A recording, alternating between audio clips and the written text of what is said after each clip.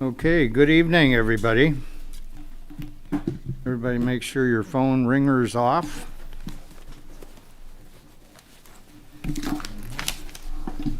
I'm going to call the Township of Grosse Ile Bridge Commission meeting of Wednesday, October the 15th to order. We'll start with a pledge of allegiance to the flag. I pledge allegiance to the flag of the United States of America and to the republic for which it stands, one nation, under God, indivisible, with liberty and justice for all. Would the secretary take the roll call, please? Gerald McCartney, Chris Dallin Bailey, present. Chris Johnson, Here. Patrick Smithbauer, Here. Mr. Porcerelli, Here. Teresa McLaughlin. Here. Sahio Sabat. Here. And Derek Thiel.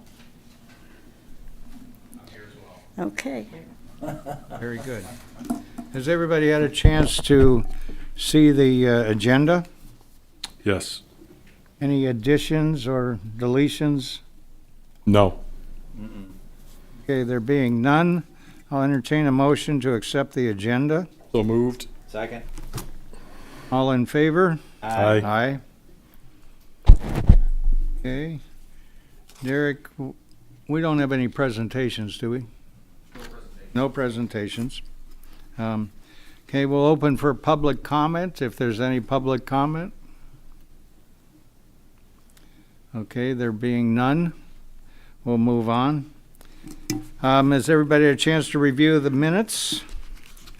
Yes. Yes. If so, I'll entertain a motion to approve the minutes. Motion to approve. Second. Any discussion? None. All in favor, say aye. Aye. Aye.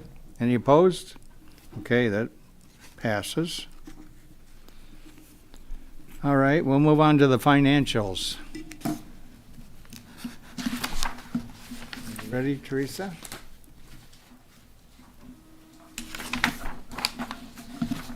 Good evening.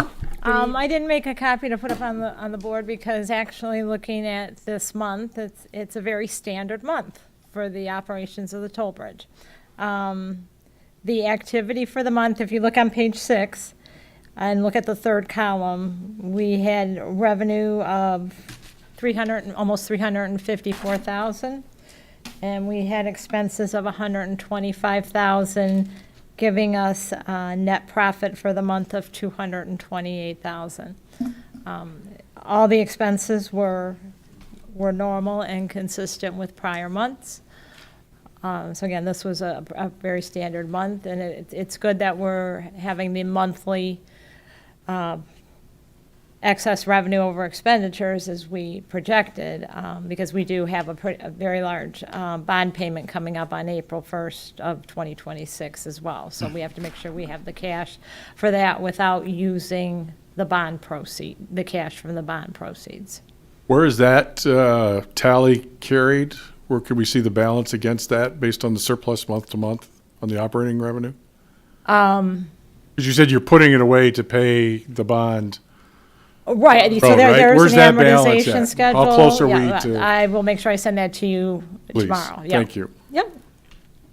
Is that the same as the fund balance in the balance sheet at the bottom? So it's not the fund balance. The bond payable is under the liabilities because Okay. we sold the bonds. I meant the monies that you're saving for that, yeah. Or let you go ahead with your presentation. and No, we'll come back to that. I was pretty much done. So the money that the money that we're accumulating every month is between the cash and bank and the MBI class or the Michigan class. So when I look at this, I know how much we spent of the 21 million on the bridge and how much is set aside for the engineering costs. So we have to have money in excess of that, which we do.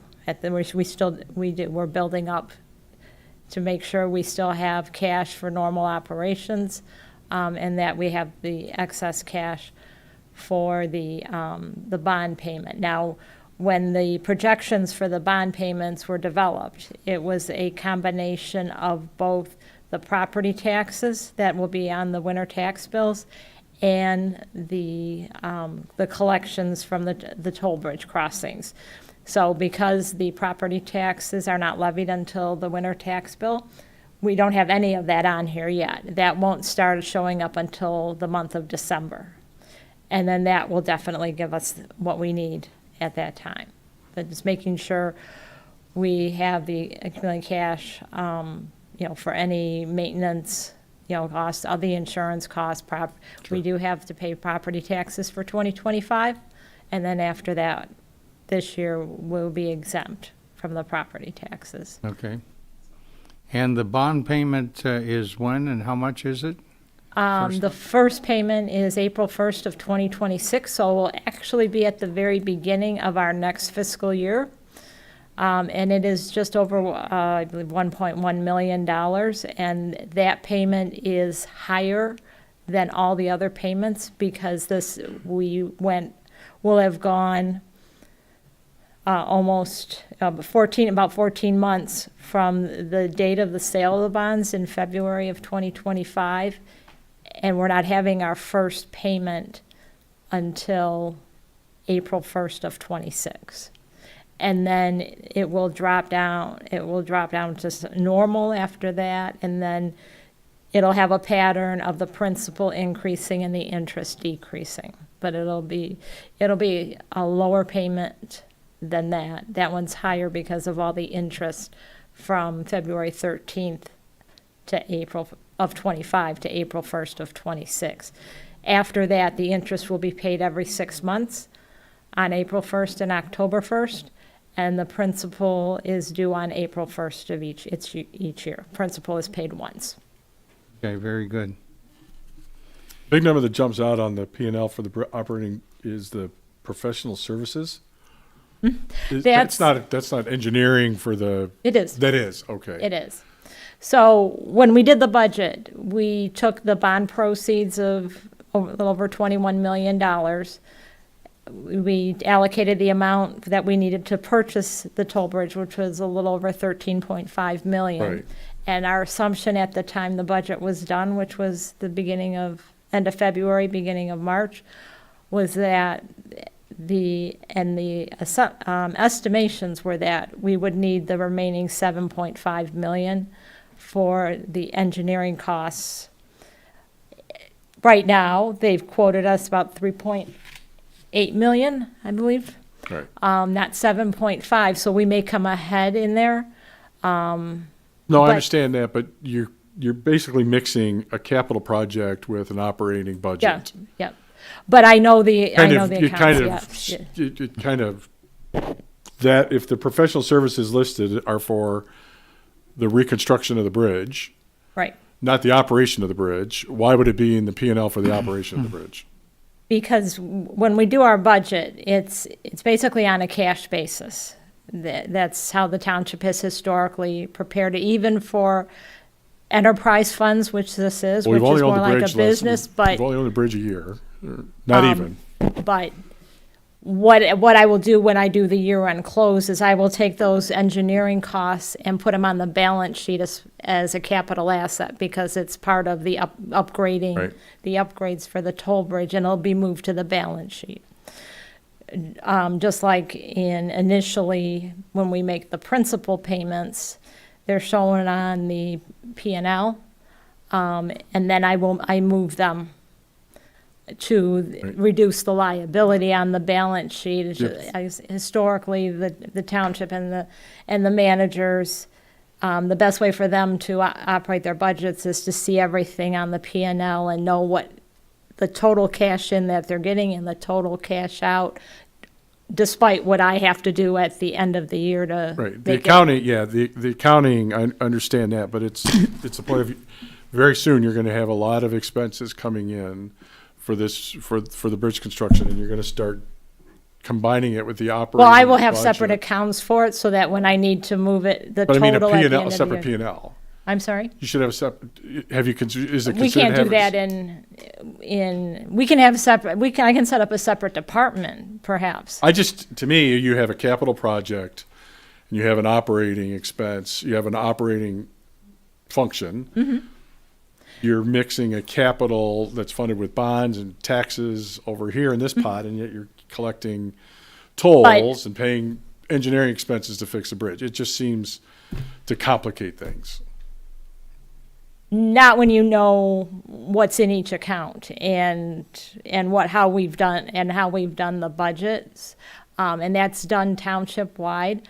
When you have, and these are, the enterprise funds are absolutely like a business, and so we have all the fixed assets are recorded on the balance sheet. They are not, like, for example, for the fire department or the recreation department, because those are governmental funds. But we can, that's how we consistently prepare the budget. And then the accounts that have those key items that really should not be in the P&L, when all is said and done, a journal entry is done to transfer them to the balance sheet. Okay, So, right. Okay. I understand your point, Chris, and some of that, if you want to pursue that offline, might Yeah, be- I did. Yeah, I just, as I started looking at it, in the number that jumps out is the professional Yeah. services, and it's like, okay, typically, in my experience, it's been you have separate P&Ls, if you will, for, you have a capital project, you have a operating. so governmental and That's- fund accounting is different. Okay, So clearly. So it is a little different. And again, right. I totally understand, because if it's a capital asset, it should go right to a fixed asset Sure. Yeah. on the balance sheet. Yeah. That's not how the township has traditionally prepared their budgets. Okay. So I tried to, accommodate the managers and continue with how we've done things. And I know what needs to be moved when I'm doing the close at the end of the year. Yeah, I appreciate What that. happens if you win the I can $600 give you million separate lotto? schedules. What happens if when you it win starts getting more? What happens if you win the $600 million lotto? And I, Your backup. yeah, I will train my backup. No, I don't know if I like that answer, but okay. Yeah. Couple very minor questions from me on the balance sheet. I'm just trying to understand what.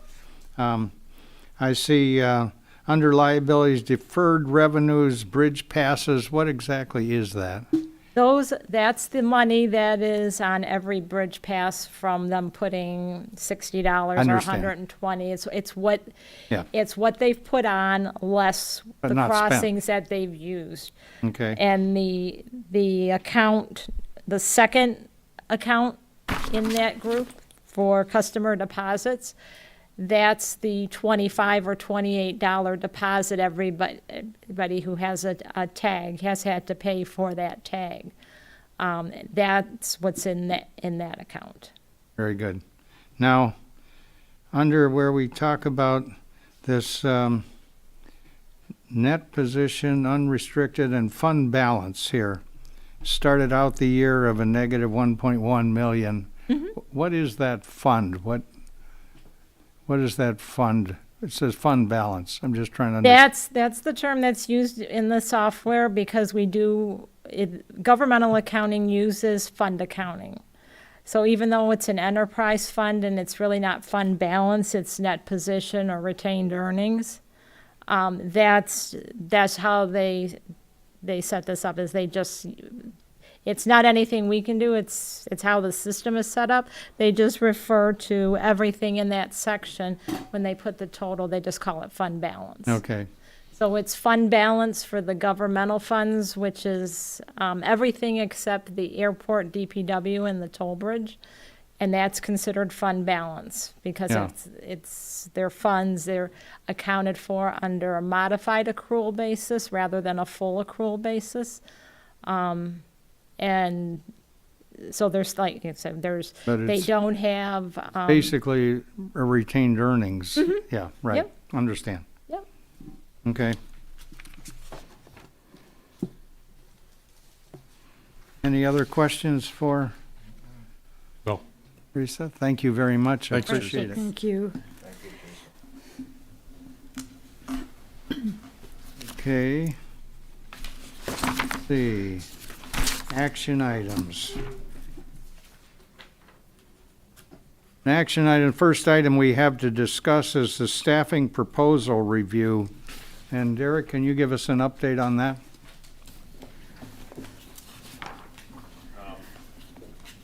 We received all the questions from the members of the Bridge Commission over the past couple of weeks. So we've put those questions together and forwarded them along to the top 3 staffing organizations that we identified, I think, at our last meeting. I think it was MCM, Eagle, and Wellman. And then in addition to that, we had asked them for their availability to come in and interview with the commission. So I believe Wellman reached out to us with some questions, and that's the only one that's responded to us. We're awaiting responses on the other 2, as well as the answers to those questions and also their availability. Patrick and I spoke earlier today about likely a need for probably a special meeting to accommodate, those interviews. So as soon as we get those responses to the questions and then obviously their availability, we'll set that up with you folks based upon your availability to meet with those organizations. So that's where we're at. Obviously, we still have the concern about getting this completed by the end of the calendar year for the staff's benefit. So we're going to continue to pursue it aggressively to try to achieve that timeline or meet that timeline. So Well, I'm thinking it might be wise to try and target that meeting like out a couple weeks from now. and that's the If you think thought. that's possible. Yeah, we'd like to try to fit it in between now and our next meeting, which would be in November. So Right. maybe the end of this month, beginning of next, Okay. to try to get them in here. So that's the goal. Now, when we have that meeting, it's an open meeting, or is this a closed session? No, it would be an open meeting. Yep. Okay. And, but we would have only one presenter in the room at a time. Usually we schedule them on like 1 hour increments, so with 15-minute splits in between them, so that they're not crossing. And it can't be live, Patrick. We hold a liability. Let's say we interview 3 people, 3 firms of any kind for anything for the bridge.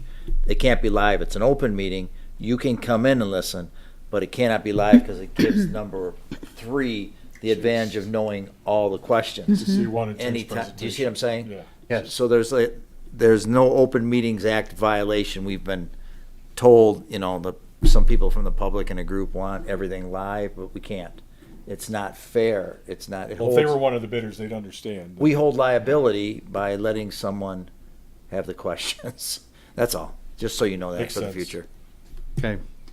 So that's the update regarding that. Go ahead. Unfortunately, I don't have more for you, but we are moving along as instructed. So Any questions on the wage breakdown sheet that I put together? Is there any clarifications? no, like I said, we didn't receive any feedback from MCM or Eagle. Wellman's questions were more relative to the interviews, how long, wow, when would you okay. like to do them, that type of thing. So, but we probably had 12 to 14 questions for each one of them. So, we got to get those responses as well All right. for them. So, Okay. okay. I'm wondering if we should give them a target date think that we so. need them back by, if you haven't already done so. Yeah, I believe, so Margie handled the correspondence with them. I believe she gave them, hey, I'd like to have them back by this day and time, but I'll confirm that with her. Okay, very Okay. good. Okay, any other questions of, No, sir. okay. Thank you, Derek. I guess you can stay up there because we want to talk about the ordinance discussion. Yeah, there was a memo that was in your packet that addressed one of the, I guess, to-do list items that we had for the Bridge Commission. And that was to start reviewing the components of an ordinance. As the memo indicates, as a private entity, the toll bridge could set rules and regulations as the owners saw fit. As a municipality, our rules and regulations have to be developed in an ordinance so that they're enforceable in the court system, or basically they're the law of the land. So unfortunately, we have to go through that process versus just setting the rule. I guess you could look at it as fortunately or unfortunately. So what we would like to do is have a conversation with the commission in some sort of format, in some sort of venue, whether it's a study session or whether it's a study group, a small group that would help develop it.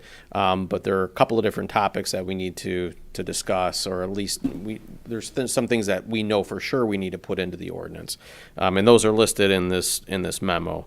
One of the things we dealt with, the supervisor and myself, during the most recent Wayne County bridge closure was the complimentary passings or crossings requests. And we kind of took a blanket policy of there are no complimentary or free crossings, with the exception, I believe, the school buses were allowed to go back and forth free of charge. It is a public asset, and those are public dollars, so we have to be very careful about extending, the public gratitude for their asset to individuals or groups. So what would help, I feel, and would be established potentially in the ordinance, would be, some sort of policy as to what exceptions exist or would exist for fees. So that would be one, topic we would want to discuss as part of that ordinance conversation. Was there anything in place prior? Maureen, I don't know if you would be interested in or willing to speak on it, but I know that the toll bridge did have some exceptions. We did allow the police department, especially during bridge closures, if they were off island, where they lived, we would give them the passes so they could go through the express lane without having to wait in that line, to get through where they needed to be. Ambulances, of course, they do not pay. Fire trucks do not pay. As you said, the buses. Now, we did expand it on this with the township owning it. We opened it up to all buses. We used to only give Grosse Ile buses the transfer in, where we opened it up for the, They are going to Grosse Breakdown. Ile schools, though, so Yeah. the commission Yeah, understands. yeah. Special ed, things like that. Yeah. So it is our They are busing Yeah, service. that, if, Yeah, it is for our schools. there must, in order for you to raise the question, there must have been some other more, not as clear or not as kind of understandable complimentary passes. Well, I think that the requests we received a lot of requests, right? And everybody had a legitimate, in their mind, reason why they shouldn't have to pay to cross that bridge. So, rather than the supervisor and the manager making that determination, it'd be great to have a policy to fall back no, on. and totally say- agree. Yeah. So that's kind of the thought. And then we do allow, during the closure, we were allowing township-owned vehicles doing township-related business back and forth, because at that point, the township Itself. is charging itself, and that doesn't Yeah. make much sense. So that's one of the things that we want to establish, either in ordinance or in policy. So, and there's differences there. Policy would be defined more as internal documentation or regulations for the operation, where an ordinance is more, public facing, how we're dealing with the public, or what the public's expectations can be for things that impact them. For example, if you abuse a bridge pass, if you use it improperly, the ordinance could state, you can have that removed, because that does happen where people will take a Class 1 pass that is $3 to cross and put it in their commercial vehicle and drive right through the gate when That's And it works. yeah, and works. it works Right. because it's just reading that pass. It's not looking at the Right. trailer. Yeah. And before you know it, they're gone and through, and the staff notices that occurred. But if there's no recourse in ordinance to say, okay, well, here's the penalty for that, or overweight vehicles that cross the bridge inappropriately, what is the fine for that? Is there a fine? And if we're going to assess a fine, it has to be established in ordinance. Yeah, so that the last two are more of the legal jurisdiction, like speed limit enforcement, overloads. who has, is Groseal Police Department, is that a Groseal road? Is it a Wayne County road? Is Half of it. Right. Half to the middle of the bridge is Grosse Hill, the other half is Riverview. So to the old, where the old toll booth used to be?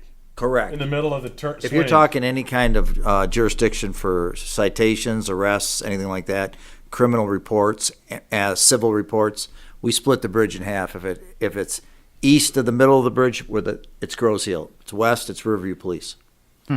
And you And define it's a them, county. What should that, is that something that should be with this process, since we own the whole bridge now? Is that something that should be? It'll have to be something that'll be discussed mean- with our attorney about where our, If you want to try and enforce some of that, who do you call? right, where our jurisdiction Yeah. begins and ends. Absolutely. And just because we own property in the city of Riverview doesn't necessarily change the jurisdiction of what police department deals Still with that. Riverview's property, we just happen to own it. But we can get that, this is an opinion from the 33rd District Court judges. That's where we got that from. Oh, wow. So, we can work, I mean, we can ask, we can Well, talk and to that's Chris. a goal. I mean, the intent of this memo was to bring up the idea to you tonight, so you know that there's this issue that exists that we need to address. I would encourage that whatever conversations take place, that Maureen and whoever in her group she would like to include be part of that conversation, because not only do they have the benefit of the regulations that existed when it was a private bridge, which those regulations were established for a reason. They were probably out of necessity based upon operations, what they were seeing, but also they see things that go on a daily basis that they know that regulation would help out with. So, them being part of that conversation would be critical. So, and in situations like this, where we're developing ordinance, it can be quite labor intensive and takes a lot of time and conversation. Sometimes those are best served for to use a work group or something like that. One or two members of the commission, along with Maureen and her group, and then we can work to put all that together. Once we have a format, and the items that we want to address, then we can forward over to our attorney, and then she'll put it into, the standard and appropriate ordinance format. So, but the key is just to get that regulation down. So however you want to handle that. Yeah, what's the next step? I mean, what I do we do? would, I would suggest that between you, Derek, and Maureen, that perhaps you could put something together in a draft form, and I'm talking about an outline form, so you're not worried about wordsmithing it, but just what are the main topics and what do you suggest we do? Okay. And then we could share that and see, what we do with that before you try and get all the words right. Okay. and I have a follow-up question. Joe, you said that we own to the middle of the bridge? No, here's what I want to say. Because we own property in the city of Riverview, which is the bridge, doesn't negate our police officers don't have jurisdiction because we own. Now, if we annex the property, let's say, or we made that Grosse Hill somehow, then it's a different story. Right. But because it's like any city that owns property, like Detroit owns property in Warren or Detroit I in Highland understand. Park, Detroit police don't have jurisdiction in there. Grosse Hill has it halfway up, and then the rest of it. If you have a problem with the booth, unfortunately, wait, I didn't mean unfortunately, because not to say like Riverview isn't always there. If there's a problem at the booth, Yeah. they have to call Riverview Police. I have seen jurisdictions develop concurrent jurisdiction agreements where you allow somebody else's police department. Oh, we to- can. So- And we I just wonder gotta if you've do ever it. done anything like that. Yeah, we got to do it, or we can take over Yeah. the land. I like that idea. We can annex them Yeah. Yeah, and all the way to Line our flag. McLeod Steel if you want. And we did have authorization during the Wayne County bridge closure for our police officers to be there. And that jurisdiction, I think, came from the police chief in Riverview. Yeah, that's under the mutual Pretty common. aid, which allows us to actually enforce when we're invited in their city to work. Okay. I do have one thing. I'm sorry, Derek. No, you're good. May I just add something? I want to make sure the Bridge Commission understands this. Derek and I had to make some decisions because it was day-to-day operations without a Bridge Commission. And we had one decision that we did make, and Derek talked about it, but I want to make sure it's clear. We got notified from, from schools, the unions, the police, the fire, everybody, even churches, okay, about going over free. We had to come up with a decision, and this is why we made it. I want you guys to understand this. And again, this commission now can change anything, but this is why we did it. I met with Zaid, our rec director, and I asked, about the facilities of the school that we were quasi-renting from them for $0 a year. They didn't charge us, but we're renting their facilities for all kinds of things in the wintertime, for basketball, for volleyball, you know what I mean? So they give us all their facilities for free. And then I met with Audrey, who was very polite and courteous about it all. And I said, I'm leaning just letting the school system only, not the teachers, not the police, not the fire. And I said, here's the reason. Because you've been gracious enough to let us have these indoor facilities. And also we use some of their, baseball uses their facility, outdoor, their fields. And I said, this has been going on for years.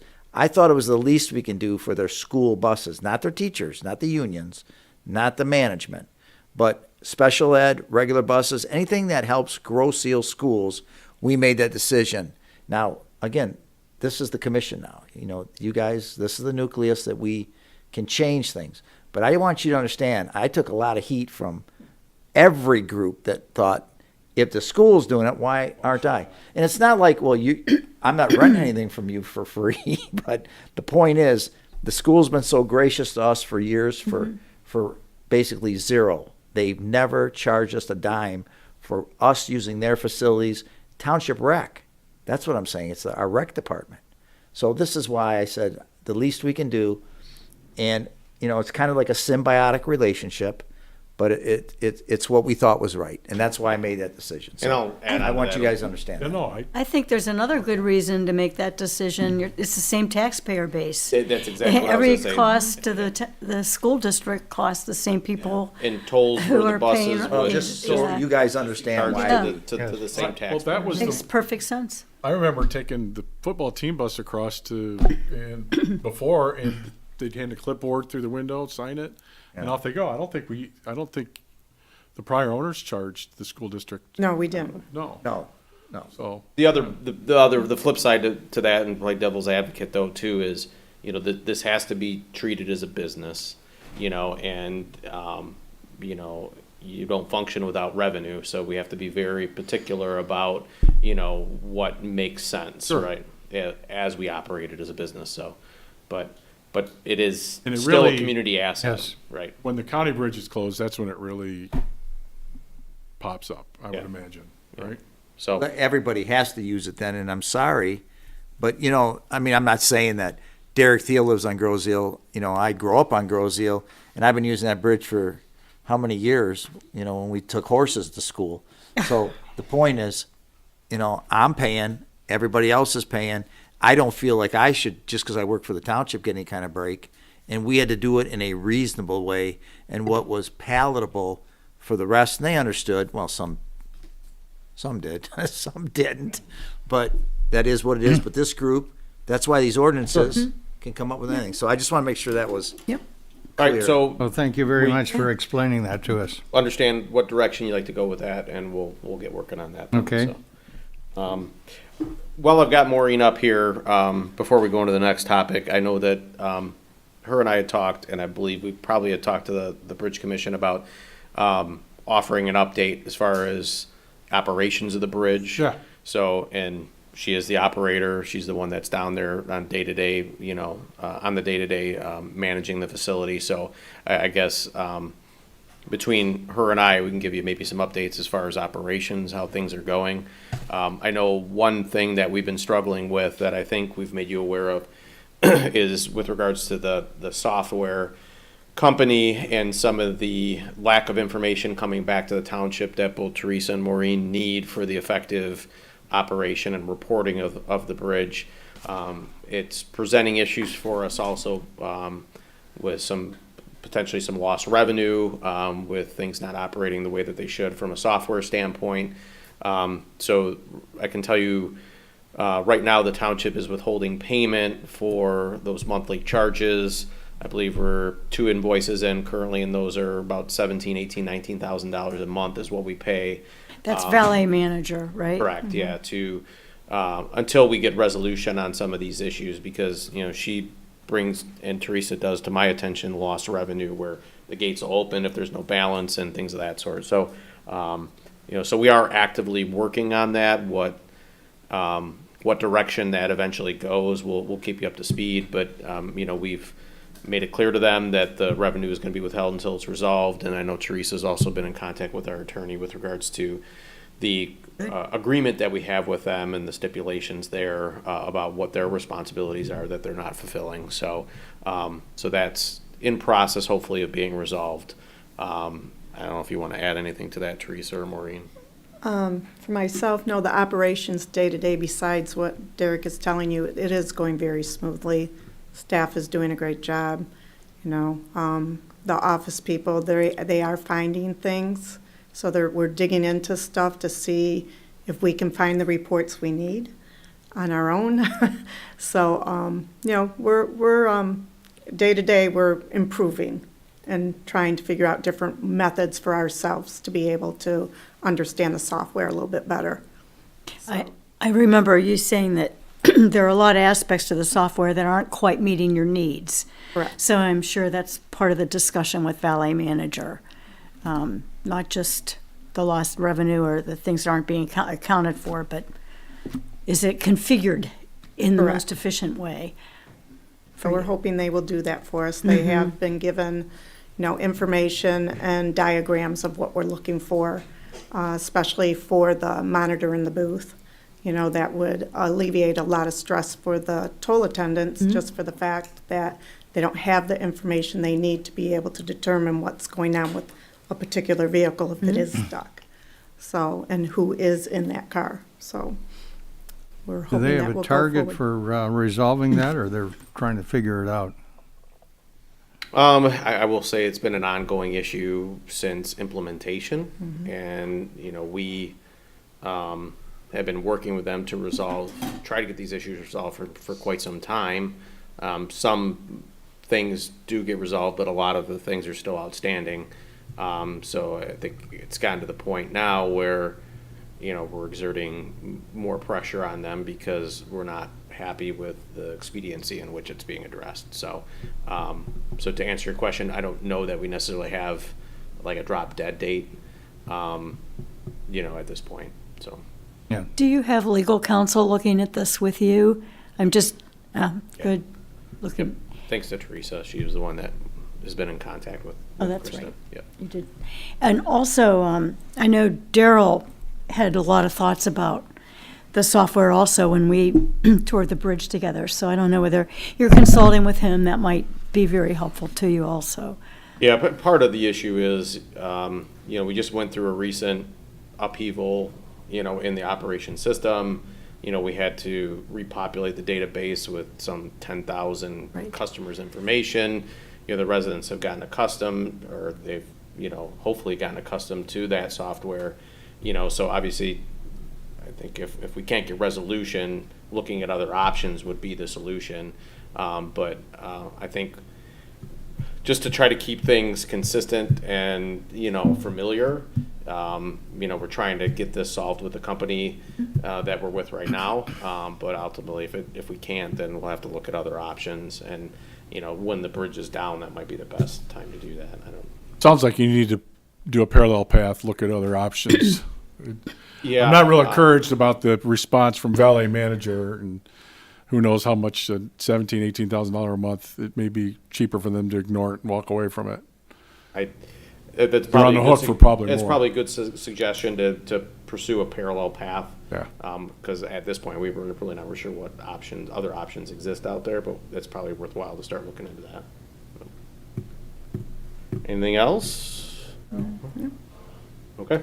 Okay, Thanks. thank you. Thank you, Maureen. So we've received the project status update, 30% complete on the plans. I've spent some time going through them. Derek was kind enough to run me off 11 by 17 size that's much more easy to view. But there's quite a few structural drawings, the mechanical on the some of the equipment that's going in, and the electrical. it's conceptual here at this point. A lot of the details aren't worked out. It's 30% complete. One of the things that Derek and I talked to H&H about was that it didn't cover some of the structural work on the trusses and the main supports.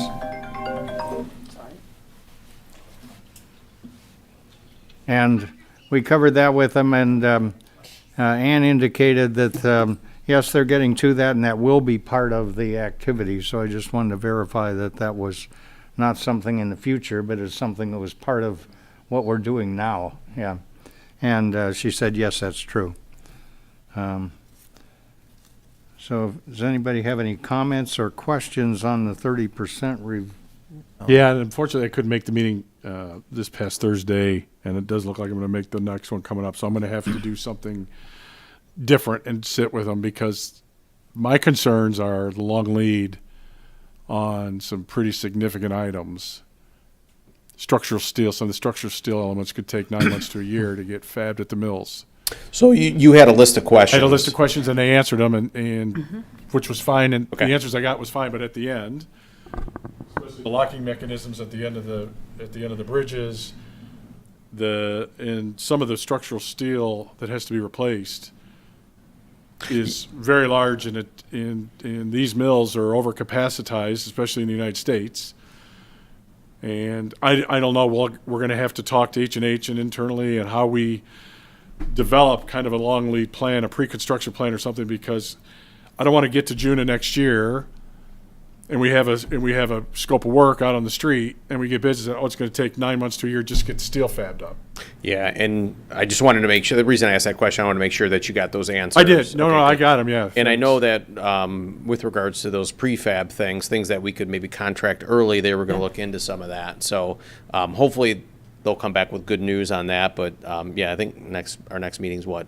Next Thursday. Next Thursday. Yes, right. So, Yeah. so if you're able to attend, that'd be good if you wanted to ask those questions. So Well, as you're aware, Chris, I mean, there's a lot of ways you can fast track things with pre-orders. Yeah, and that's what I'm saying. That's exactly your Yeah, point. That's what I'm saying. So, Right. I know you don't, it's difficult to pre-order stuff that somebody else has to design and put in, but at some point, there has to be kind of some understanding that this is what because it takes so long to get fabricated or delivered. Well, in many cases with a structural steel, you can put in a pre-order without having your drawings done. You put in a pre-order for a certain tonnage of steel, yeah, and you get in certain line. size, yeah. Yeah, In the queue. And So the line that's- is very long. right. So that might be a path that we take, and I think Ann's looking at that. And I just wanted to mention how really helpful it is to be able to attend those meetings. So we're really glad that you made that opportunity available. And we're set for next week, Thursday at 9 o'clock. Okay. Very good. Attached were the ordinance memo, the progress report. Any comments on the progress report? And, of course, the schedule. There was one, sorry, I have to go back. One question that I had was, one of the questions I asked about the prevailing wage impacts. And the answer was that the state unit pricing has been used for the estimate, which includes that, but there was a pending state impact or a state involvement in this in terms of funding. Has Yeah, that been decided? yeah, it has been decided. There was not an appropriation provided for. Okay, so at Western this point, Railroad. we do not have a prevailing wage at Davis-Bacon impact Correct. on the project. Right, yeah. Yes. I know that I had asked a question about federal permitting and whether that triggered Davis-Bacon. So Hyle, can you speak to that at all? Sometimes that's the case, I sometimes don't it think it isn't. should either. Lots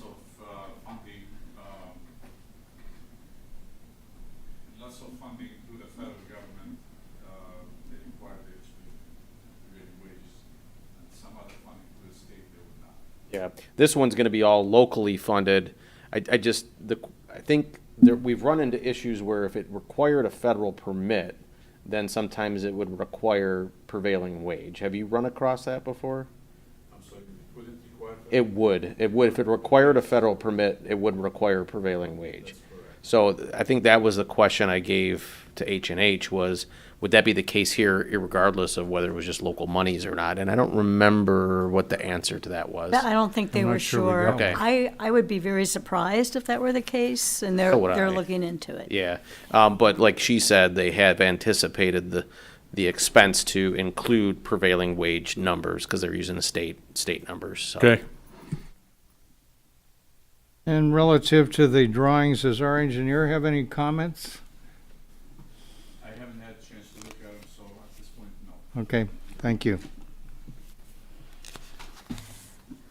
All right, we're reaching near the end of this. Anybody have anything else that we want to talk about here before we move to public comment? No, I don't. All right, then I'll open it for public comment if there's any public comment that wants to come out. Being none, I'll do one more time around. Chris, do you have anything that you want to? No, I do not. Thank you, Patrick. Yeah, Christine? I don't have anything to add. Thank you. Joe? No, sir. No? Derek? Teresa? Soy? Thank you. Okay, very good. So I think that concludes our business, so open to a motion to adjourn. So moved. Second. Okay, all in favor? Aye. Aye. Thank you very much. Thank you very much, people.